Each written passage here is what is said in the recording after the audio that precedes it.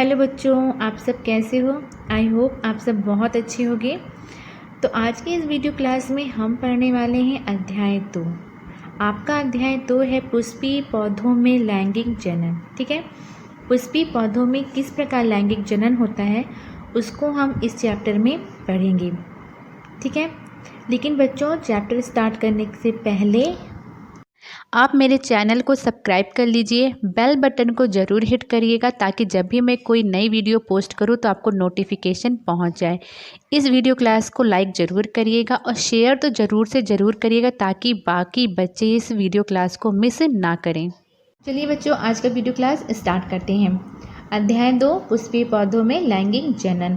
पुष्पीय पौधों में लैंगिक जनन किस प्रकार होता है हम इस अध्याय में पढ़ने वाले हैं, इस अध्याय में पढ़ेंगे। ठीक है, लैंगिक जनन और जनन इन दोनों के ही बारे में हम अध्याय 1 में पढ़ चुके हैं। जनन अपने समान संतति उत्पन्न करना ही जनन कहलाता है। सभी जीव अपनी जाति की स्थिरता बनाए रखने के लिए जनन करते हैं। ठीक है, जनन हमारा 2 प्रकार का होता है, आपने ये भी पढ़ा था, लैंगिक जनन और अलैंगिक जनन। लैंगिक जनन, इस प्रकार के जनन में हमें 2 विपरीत जनकों की आवश्यकता होती है। ठीक है, तो जीवों में जनन किस प्रकार का होता है ये हम अध्याय 1 में पढ़ चुके हैं। इस अध्याय में हम पढ़ने वाले हैं पुष्पीय पौधों में लैंगिक जनन किस प्रकार होता है। जो पुष्पीय पौधे होते हैं उन्हें हम आवृत्ति बीजी पौधे भी कहते हैं। ठीक है, क्योंकि पुष्पीय पौधे होते हैं उन्हें हम आवृत्ति बीजी पौधे भी कहते हैं क्योंकि उनमें बीज का निर्माण होता है। ठीक, पुष्पीय पौधों में जो लैंगिक अंग होता है, ठीक है, पुष्पीय पौधों में जो लैंगिक अंग होता है वो पुष्प ही होता है। ठीक है, पुष्पीय पौधे से आप क्या समझते हैं, वे पौधे जिनमें पुष्प निकलते हैं। ठीक है, वे पौधे जिनमें पुष्प निकलते हैं उन्हें हम क्या कहते हैं, पुष्पीय पौधे। और पुष्पीय पौधों का जो लैंगिक अंग होता है वो पुष्प ही होता है। ठीक है, समझ में आया। जो पुष्पीय पौधे होते हैं उनका जो लैंगिक अंग होता है वो पुष्प ही होता है। पुष्प में ही नर भाग होता है और पुष्प में ही मादा भाग होता है। ठीक है, पुष्प में ही हमारा नर भाग होता है और पुष्प में ही मादा भाग होता है।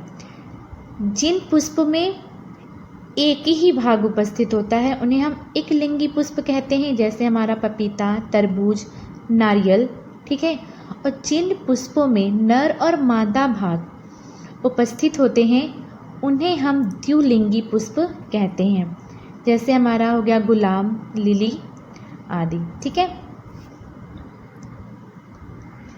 बच्चों, तो आपने समझ लिया कि जो हमारे पुष्पीय पौधे यानी जो आवृत्ति बीजी पौधे हैं उनका जो लैंगिक अंग वो पुष्प ही होता है। तो जो इस चैप्टर की सबसे पहली हेडिंग है वो है पुष्प की संरचना। ठीक है, पुष्प के कौन कौन सी संरचना होती है या पुष्प के कितने भाग होते हैं, तो आइए उन्हें देख लेते हैं। ठीक है, तो सबसे पहली हेडिंग हम डालेंगे पुष्प की संरचना। एक पुष्प में मुख्यतः 4 संरचना पाई जाती है। ठीक है, एक पुष्प की मुख्य रूप से 4 भाग होते हैं।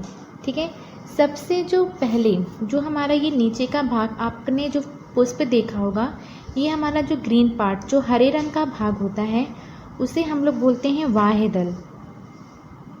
ठीक है, इसे हम लोग बोलते हैं बाह्य दल। ठीक, जो हमारा ये हरे रंग का पार्ट होता है यानी ग्रीन कलर का आपने पुष्प देखा होगा, नीचे जो हरे रंग का होता है उसे हम बोलते हैं बाह्य दल। ये हमारा पुष्प का कलर भाग होता है जो कलर रंगीन कलर से होता है, इसको हम लोग बोलते हैं दल पुंज। दल पुंज, इसे हम इंग्लिश में बोलते हैं कोरोला और इसे हम इंग्लिश में बोलते हैं कैलेक्स। ठीक है, जो हमारे पुष्प का जो हरा भाग होता है उसे हम बाह्य दल बोलते हैं। जो पुष्प का रंगीन भाग होता है उसे हम दल पुंज बोलते हैं। ठीक है, पुष्प का जो आपने पुष्प में जो हमारा ये कहते हैं परागकण या परागकण होता है उसे हम बोलते हैं पुमंग। ठीक है, ये हमारा भाग बोला जाता है पुमंग। पुमंग और इस पूरे भाग को हम बोलते हैं जायान। ठीक है, तो एक पुष्प के मुख्य 4 भाग होते हैं। वाह्य दल जो हमारा हरे कलर का होता है, हरे रंग का होता है, उसे हम वाह्य दल बोलते हैं।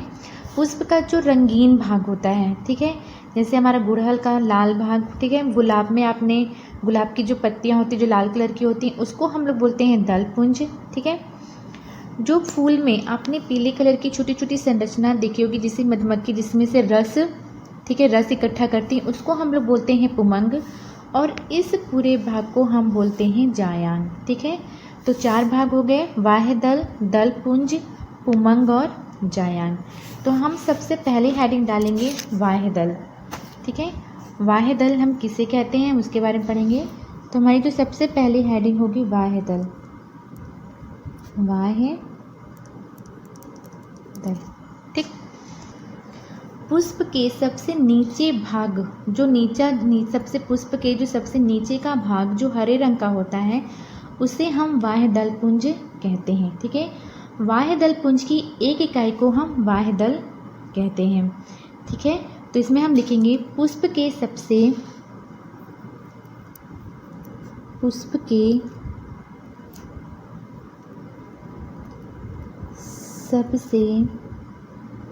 नीचे के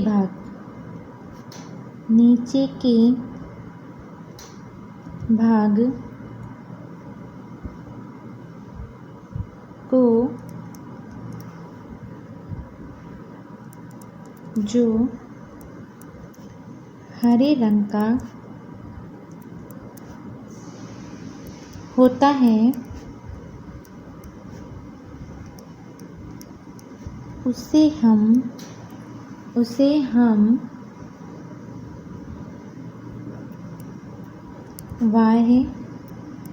दल पुंज कहते हैं। ठीक, इसकी एक इकाई को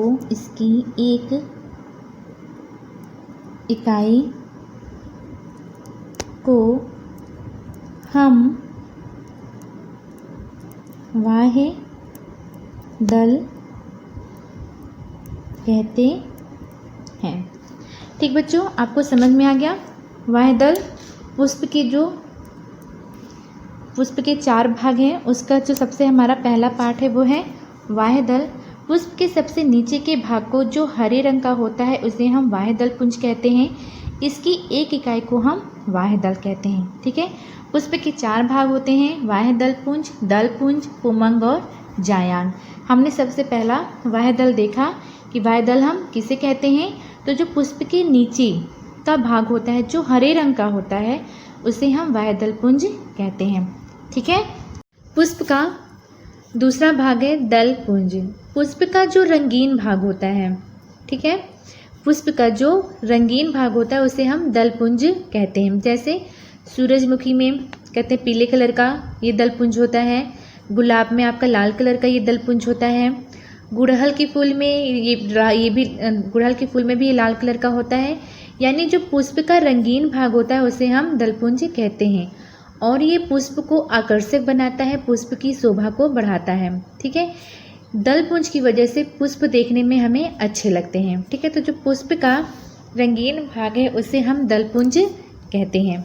तो लिखेंगे इसमें हम पुष्प के रंगीन भाग को हम दल पुंज कहते हैं। ठीक है, समझ में आ गया। दल पुंज में किसे कहते हैं, जो पुष्प का रंगीन भाग होता है उसे हम दल पुंज कहते हैं। ये पुष्प को आकर्षक बनाता है। ठीक है, पुष्प का तीसरा भाग होता है पुमंग। ठीक है, पुमंग की हम एक इकाई को पुंकेसर कहते हैं। पुमंग की एक इकाई को पुंकेसर कहते हैं। पुंकेसर के दो भाग होते हैं, ठीक है। पहला परागकोश और दूसरा तंतु, ठीक। परागकोश के अंदर ही हमारा परागकण पाया जाता है और इसी के अंदर नर युग्मक भी पाया जाता है। इसलिए पुमंग को पुष्प का नर भाग भी कहा जाता है, ठीक है। इसलिए पुमंग को पुष्प का नर भाग भी कहा जाता है, क्योंकि पुमंग में ही नर युग्मक पाया जाता है, ठीक है। परागकोश के अंदर परागकण होता है और इसी के अंदर हमारा नर युग्मक पाया जाता है, इसलिए पुमंग को पुष्प का नर भाग कहते हैं, ठीक है। तो पुमंग के लिए लिखेंगे पुमंग की एक इकाई को पुंकेसर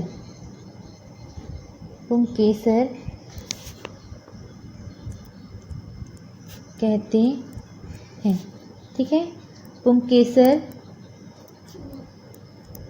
पुंकेसर के दो भाग होते हैं, ठीक है। पुंकेसर के दो भाग होते हैं। पहला हमारा होता है परागकोश, ठीक, और दूसरा हमारा होता है तंतु। परागकोश के अंदर परागकण पाया जाता है और इसी के अंदर हमारा नर युग्मक पाया जाता है, ठीक है। तंतु परागकोश यानी हमारा पुंकेसर जिसके माध्यम से पुष्प से जुड़ा होता है उसे हम तंतु कहते हैं, ठीक है। जैसे मान लीजिए ये हमारे पुंकेसर की संरचना है, ये हमारा परागकोश है, ठीक, परागकोश, और ये हमारा तंतु। परागकोश के अंदर ही हमारा परागकण पाया जाता है और इसी के अंदर नर युग्मक का निर्माण होता है, और जिस संरचना से यह पुष्प से जुड़ा होता है उसे हम तंतु कहते हैं, ठीक है। पुष्प का हमारा चौथा भाग है, पुष्प का चौथा भाग है जायांग। पुष्प का चौथा भाग होता है जायांग। जायांग 3 भागों में बटा होता है, ठीक है। जायांग जो हमारा होता है वो 3 भागों में बटा होता है। ऊपर जो प्लेट की तरह, मैं आपको चित्र बना दूं, ऊपर जो ये प्लेट की तरह संरचना होती है इसे हम वर्तिकाग्र कहते हैं, ठीक है। ये हमारा क्या कहलाता है? वर्तिकाग्र। ऊपर जो प्लेट की तरह संरचना होती इस हम पूरे को भाग को जायांग कहते हैं, जायांग। ऊपर जो ये तसरी नुमा संरचना होती उसे हम वर्तिकाग्र कहते हैं। ये सुराही की तरह पतली संरचना इसे हम वर्तिका कहते हैं, ठीक है। और ये आखिरी में मोटा सा जो भाग होता है इसे हम अंडाशय कहते हैं, इसे हम अंडाशय कहते हैं, ठीक है। इस जायांग को हम पुष्प का मादा भाग भी कहते हैं, क्योंकि अंडाशय के ही अंदर हमारे बीजाणु और अंड कोशिका पाए जाते हैं, ठीक है। इसलिए जायांग को पुष्प का मादा भाग भी कहते हैं, ठीक है। समझ में आया? जायांग हमारा 3 भागों में बटा होता है, वर्तिकाग्र, वर्तिका और अंडाशय। ऊपर जो तसरी नुमा संरचना होती है उसे हम वर्तिकाग्र कहते हैं। बीच में पतली संरचना उसे हम वर्तिका कहते हैं, और सबसे नीचे जो अंडाशय मोटी संरचना होती है, फूली हुई संरचना होती है, उसे हम अंडाशय कहते हैं, ठीक है। अंडाशय में ही हमारे बीजाणु और अंड कोशिका पाए जाते हैं। जायांग को पुष्प का मादा भाग कहते हैं, ठीक है। तो ये हमारी पुष्प की 4 संरचना हो गई है, ठीक। क्या है? बाह्य दलपुंज, पुमंग और जायांग, ठीक। बाह्य दल और दलपुंज को बाह्य दल और दलपुंज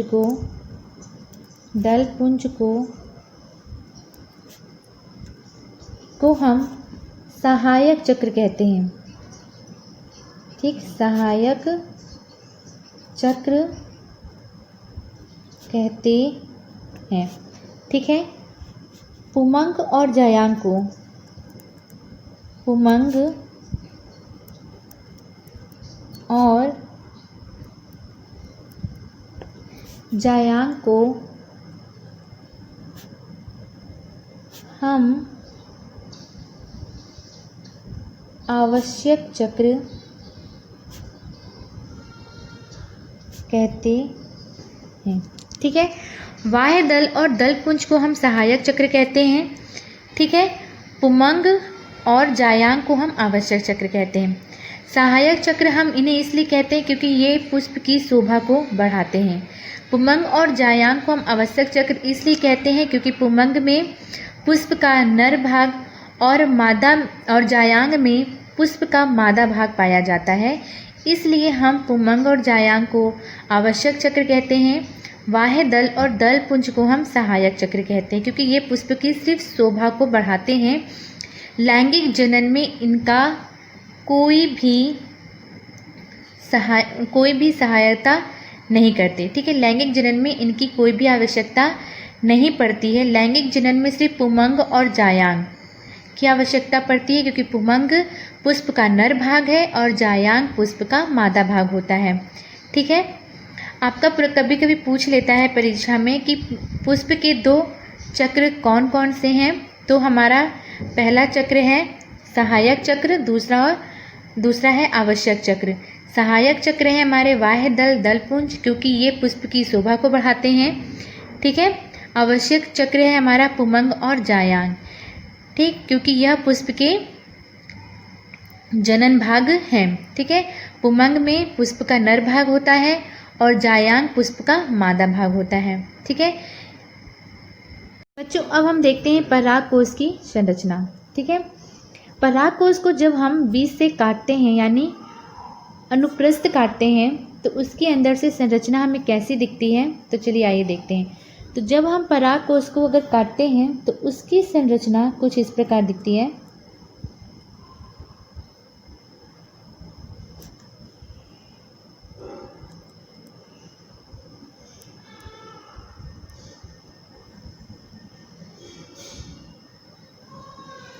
ठीक है, पराग कोश के अंदर ही हमारा परागकण पाया जाता है और पराग और इसी के अंदर हमारा नर युग्मक, ठीक है, नर युग्मक पाया जाता है, इसीलिए इसे हम पुष्प का नर भाग भी कहते हैं।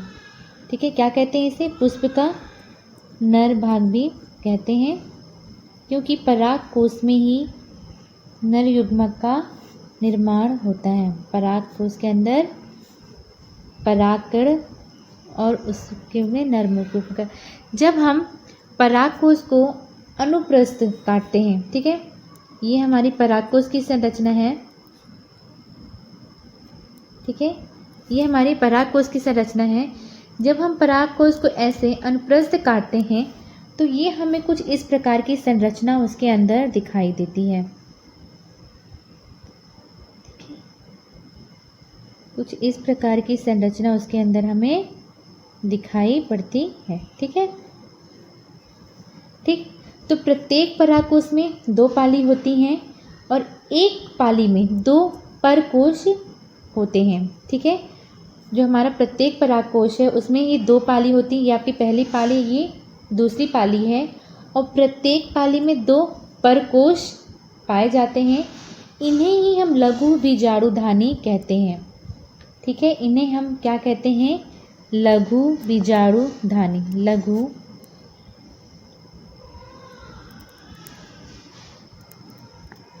बीजाणुधानी, इन्हें ही हम लघु बीजाणुधानी कहते हैं। ठीक है, लघु बीजाणुधानी या परागकण। ठीक है, लघु बीजाणुधानी या परागकण कहते हैं। तो प्रत्येक परागकोश में 2 पालियां होती हैं और दोनों पालियों में 2-2 परकोश पाए जाते हैं। ठीक है, इन्हें ही लघु बीजाणुधानी या परागकण कहते हैं।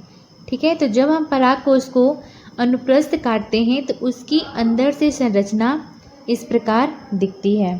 ठीक, तो हम परागकोश में लिखेंगे प्रत्येक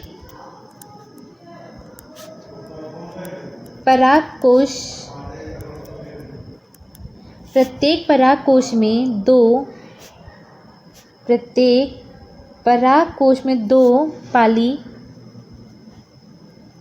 होती हैं। एक पाली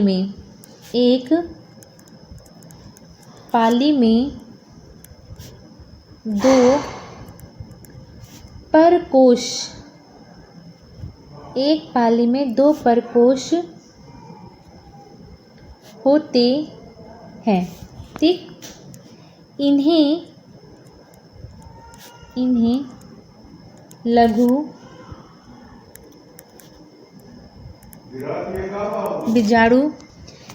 लघु बीजाणुधानी कहते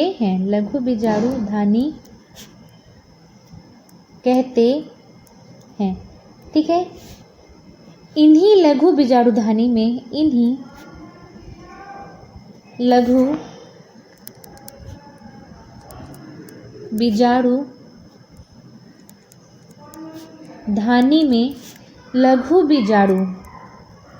लघु बीजाणु या जिन्हें हम परागकण कहते हैं, परागकण का निर्माण